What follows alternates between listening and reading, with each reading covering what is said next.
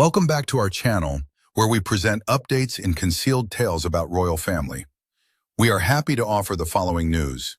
Prince Harry's daring move to end his marriage with Meghan to back UK. Currently, Prince Harry is making preparations for his return to Britain, which he considers to be a homecoming that is finally within his reach. But behind the gilded gates of his Montecito estate, this very idea has sparked a quiet, cold war with his wife, Meghan Markle. According to reports, she has vowed to never again set foot in the country that she believes attempted to break her. An inquiry into their transatlantic lives uncovers the deep, seismic cracks that could not only potentially change their future, but also irrevocably alter the landscape of the British monarchy itself. This occurs as one royal's frantic wish for reconciliation collides with his wife's cruel ultimatum. Windsor is haunted by ghosts. Prince Harry, the Duke of Sussex, is driven by a unique, obsessive mission: the fight for his family's protection on British territory. This quest is taking place in the sun-drenched, manicured tranquility of Southern California, which is a world away from the wet chill of the British Isles. It is a struggle that is fought not on a battlefield, but rather in the sterile and merciless hallways of the legal system of the United Kingdom. There is a rush of serious optimism among those who are close to the prince, according to sources who hint that his lengthy and difficult fight to be granted armed police protection upon his return to the United Kingdom may at some point soon be successful. An official investigation into the security measures that have been put in place for the Sussexes has been initiated by the British government, which is a decision that carries immeasurable political and royal significance. To Harry, this is more than just a success in terms of logistics. It is the key that might unlock a door that he believed was locked for good the entire time. To put it in a blunt manner, this is not only about the practical implications of having cops with guns, as some people have described it. It is necessary to have an understanding of the mentality of the organization that Harry was born into in order to comprehend the magnitude of this conflict. When it comes to senior royals, the greatest and most physical evidence of one's standing within the firm is the state-funded security that is supplied by the elite officers of SO14. It is a constant, tangible acknowledgement of one's status and proximity to the crown, and it serves as an umbilical tie to the state. The termination of this protection was likely the most severe and immediate consequence of Harry and Meghan's resignation from their positions as senior working royals. This protection was extended to them after they stood down from their positions. From the point of view of the administration, it was a practical necessity, but for the prince, it was a profound and personal rejection. It was an excommunication that was made evident in the absence of the very people who had been educated to take a bullet for him. Therefore, his legal challenges have been a campaign intended to retrieve a portion of the birthright that he was born with. On numerous occasions, he has vehemently claimed that his public reputation, which has been molded by a lifetime spent in the royal crucible and his service in Afghanistan, makes him and his family a particularly vulnerable target. The threat level against the Sussexes is complex and severe, which is separate from the threat level faced by other royals who are not working. This is something that security analysts have agreed with for a long time. Never, the prince's goal goes beyond a straightforward evaluation of the danger faced. According to accounts from within the organization, he has made it quite apparent that his primary objective, in the event that his security is restored, is to bring his children, Prince Archie and Princess Lilibet, back to the United Kingdom. It is his desire for them to reunite themselves with King Charles III, their grandpa, whom they have scarcely ever had the opportunity to meet. This is the dream of a son who disobeys his father. A dream in which his children are seen strolling through the corridors of Buckingham Palace, and in which they comprehend the heritage that he has chosen to leave behind, but cannot completely free himself from. It is a manifestation of a profound, possibly unsatisfied need that Harry possesses. Even if he may have disapproved of the limitations imposed by the institution, He has never completely disapproved of the nation or the family that is at the center of it. It would be a moment of deep validation for him if he were to return, even if it were just for a short period of time, with his children and with the protection of the state. This would be a hint that he is not completely an outsider, and that there is still the possibility of a connection, albeit a fragile one, between his new life in America and the ancient system that shaped him.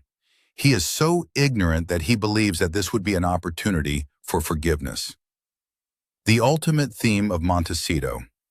At the same time that Prince Harry is plotting a possible route return to London, a totally different story is being told within the confines of their magnificent estate in Montecito. According to a number of claims that are making their way through the American press with an increasing level of intensity, Meghan, the Duchess of Sussex, has absolutely no desire to ever go back to the United Kingdom. For her, the country is not a place of heritage and complicated family ties. It is, in the stark words of one source, a lion's den. This fundamental, irreconcilable difference in perspective has reportedly become a significant source of tension, described by insiders as persistent bickering behind the scenes and a palpable friction that now defines their conversations about the future. The reason that Meghan holds this position is not due to a mere dislike. Rather, it stems from an experience that she has publicly portrayed as being unpleasant and close to being destructive. Her narrative, which was stated in a dramatic manner in her interview with Oprah Winfrey, is that of a woman of color who came into contact with an institution that was antiquated, closed off, and implicitly unfriendly. She had the impression that she was not protected, that she was suppressed, and that she was harassed by a press that was racist and misogynistic, and that the palace did nothing to stop it. From her point of view, going back to the United Kingdom would be a significant act of betrayal of herself personally. This would entail voluntarily returning to the environment that she claims drove her to the verge of taking her own life, as well as the milieu in which she feels her son's safety and even his title were fiercely challenged. She is apparently of the opinion that a mere photo opportunity of the grandchildren with the king will not be enough to overcome the deep wounds and public charges that have marked their estrangement. Sources claim that she considers Harry's optimism about a cordial reception to be profoundly naive. Her thinking is both strategic and media savvy, and she believes that the royal family and the British press function in a transactional ecology that is mutually beneficial. Because she believes that she would never be recognized as anything other than a disruptive outsider in that setting, she does not believe that it would be beneficial for her or her children to be exposed to that specific environment evermore. For her, Britain is a symbol of a past that she has successfully avoided, and any return to that past, regardless of the reason, is a step in the wrong direction. This results in a marriage that is at a standstill of historic proportions. It is not a quarrel over a holiday spot. It is a fundamental collision over identity, history, and the very idea of home. Relationship experts would say that such a significant divide over a vital life issue is one of the most hardest for any marriage to navigate. The identity of Harry is closely bound up with the United Kingdom. Prior to his marriage to Meghan, his entire life was characterized by his position as a British prince. The act of cutting off all connections is a type of self-amputation for him. On the other hand, Meghan's contemporary identity has been shaped by the difficult circumstances surrounding her departure. The narrative of her escape and survival serves as the foundation for her brand as a worldwide humanitarian, a podcaster, and a producer based on her experiences. As the one who managed to escape, she is the source of her power. Consequently, the friction is not just related to the logistics issues. In this scenario, one partner asks the other to return to the location where they had the most significant trauma issues. It is about the other partner's perception that his own history and traditions are being disregarded and undervalued. One cannot easily reach a compromise. Either Prince Harry gives up on his desire to genuinely reconnect his children with their royal ancestors, which may result in the development of a profound and long-lasting resentment, or Meghan gives in to the temptation to return, which would be detrimental to her own story and her own personal well-being. This is the primary disagreement that lies at the core of the Sussex marriage, and it may be one that cannot be resolved. On his own, a prince, it is becoming increasingly apparent that this internal difference is beginning to manifest itself. There has been a growing number of instances in which Prince Harry has been observed taking part in activities that are associated with his previous life independently. Particularly noteworthy is the fact that he just participated in a polo competition in Aspen. Polo is more than simply a sport for Harry. It is a cultural touchstone that serves as a direct link to his father, his brother, and the aristocratic British society in which he was brought up. It is a world of shared codes, fraternity, and tradition. It is a piece of England that he is able to recreate in the light of Colorado. It has been reported by a mutual acquaintance who was present on the field that Harry's group of friends is frequently thrilled when Meghan is not around. According to the source, the Duchess of Sussex is a Debbie Downer when it comes to Harry's social life. This implies that she has a profound distaste of the activities and the people who were once the foundation of his support system. Since the beginning of his relationship with Meghan, his former buddies, who made up his band of brothers from Eton and the army, have seen him much less frequently. This is something that has been observed by people who knew him in the United Kingdom. The prince, a man who abandoned up his country, his family, and his military career in order to pursue his new life, has experienced a tremendous sense of isolation as a result of this. It is possible to view these outings with friends as more than merely recreational activities, regardless of whether they take place on the polo field or on the ski slopes with other people. They are a means of survival for a version of himself that he may feel is vanishing with each passing moment. Although he is largely known as Meghan's husband in California, he is also a prominent person in the Hollywood ecosystem as the co-founder of Archewell. During the few hours that he spends on the polo field, he is once again Prince Harry. He is the dashing and sporty royal who is at peace in a world that does not demand any explanation or justification. Because of this dichotomy, the enormous cultural and personal chasm that he crosses is brought into focus. Psychologically speaking, this behavior indicates that the individual is caught between two worlds and does not fully belong to either of them. It is no longer the case that he is a prominent figure in the world of the royal family in Britain, but he is also not completely at home in the celebrity culture of California. When you are in this liminal position, it can be very concerning. It's possible that his desire to go back to the United Kingdom, even if it's just for a brief stay, is a representation of his urge to feel more rooted, to get his hands on the solid ground of his own identity. The more isolated he feels in the United States, the more he yearns for Britain, which in turn produces more tension in his marriage.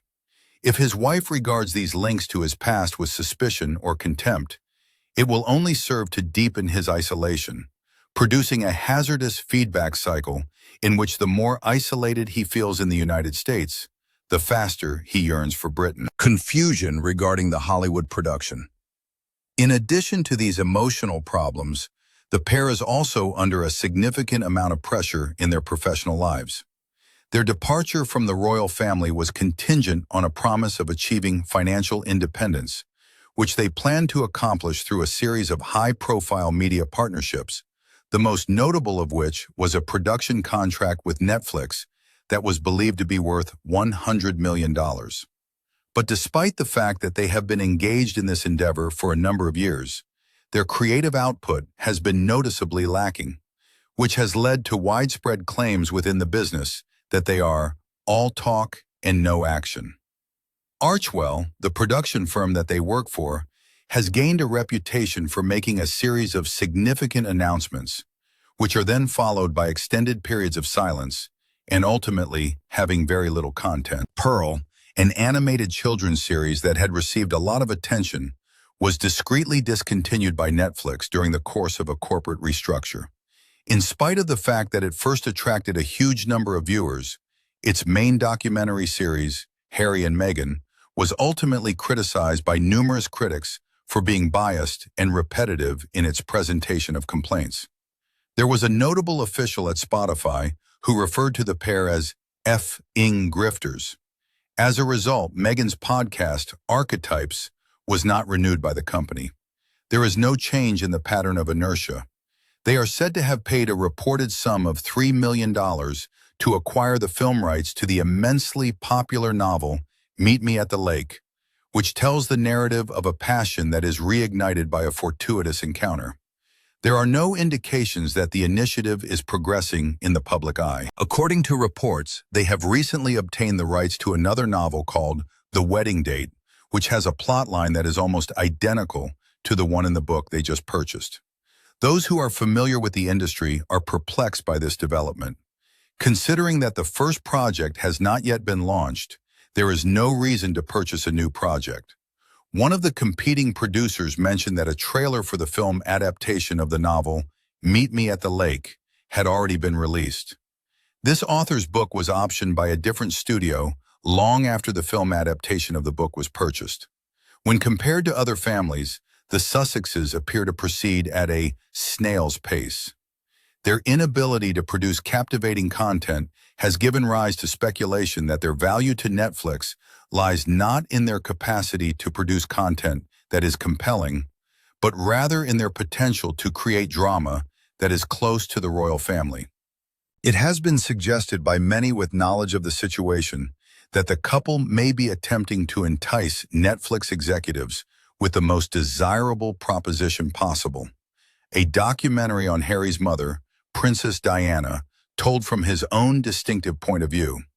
The fact that this would be a sure global blockbuster does not change the fact that it would also be the nuclear option in their relationship with the royal family, an act from which there would be no turning back. It is stated that streaming executives are keeping the couple close for an even more explosive possibility: the day that Meghan would be willing to share the narrative of her divorce from Harry. This statement is made with a more cynical tone, but it may be more realistic.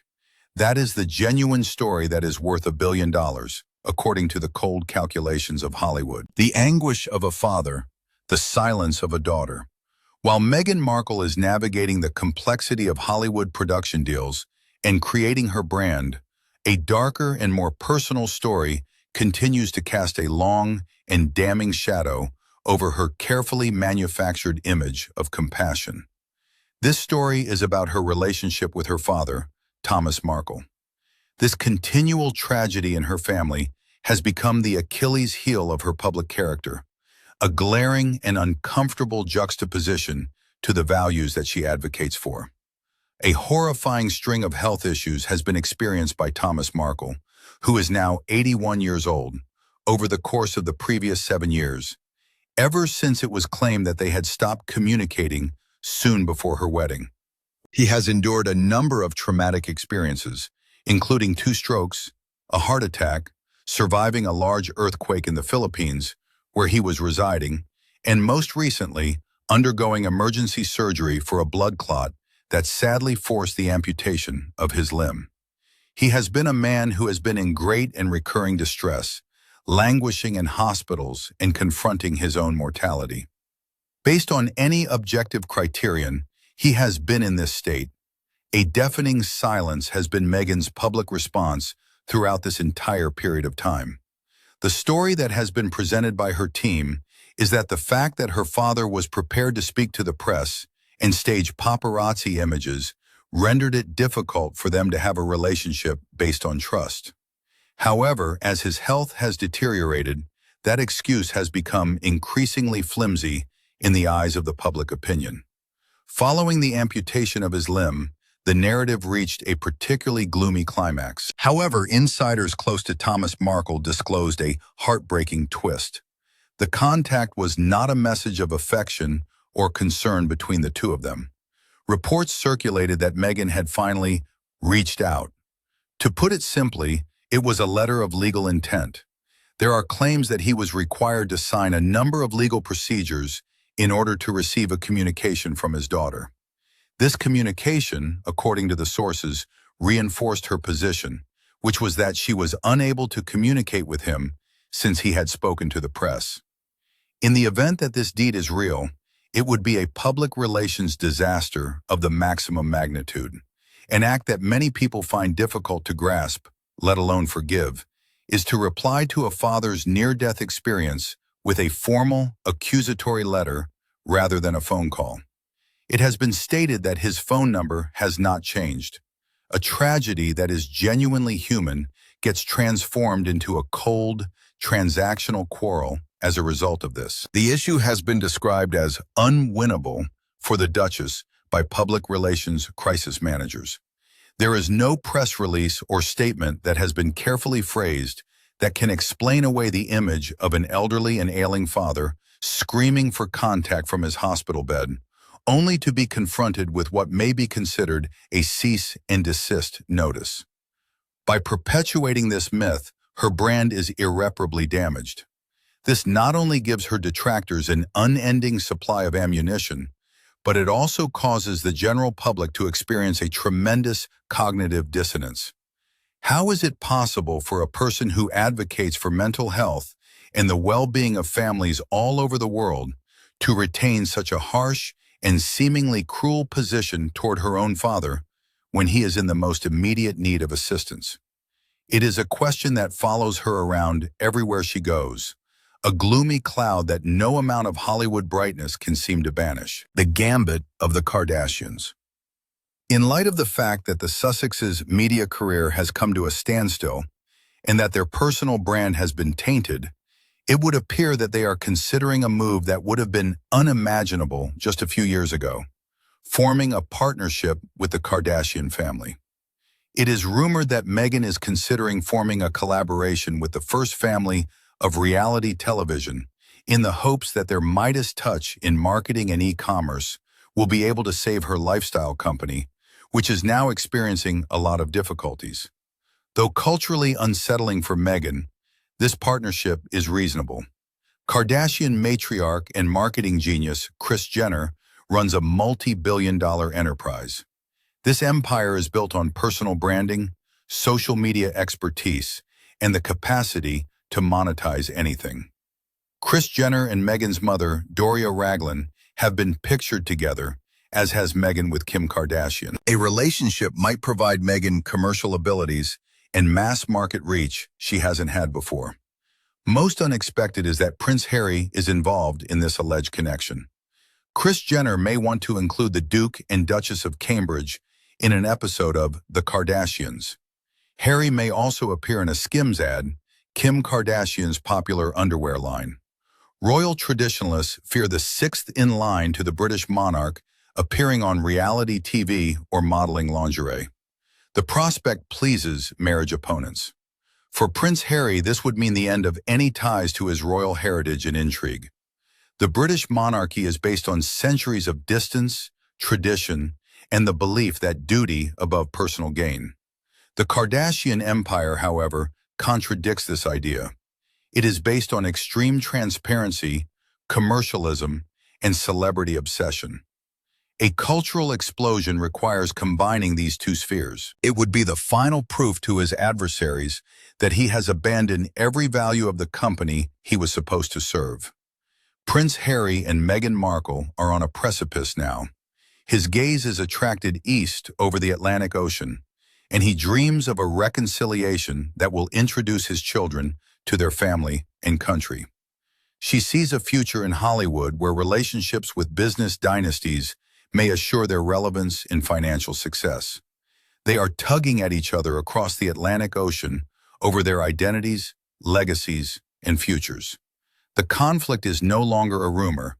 It defines their gilded exile, and its resolution, whatever it is, will shake the House of Windsor for decades. Thank you for watching the video. Please let us know your thoughts and say goodbye for now.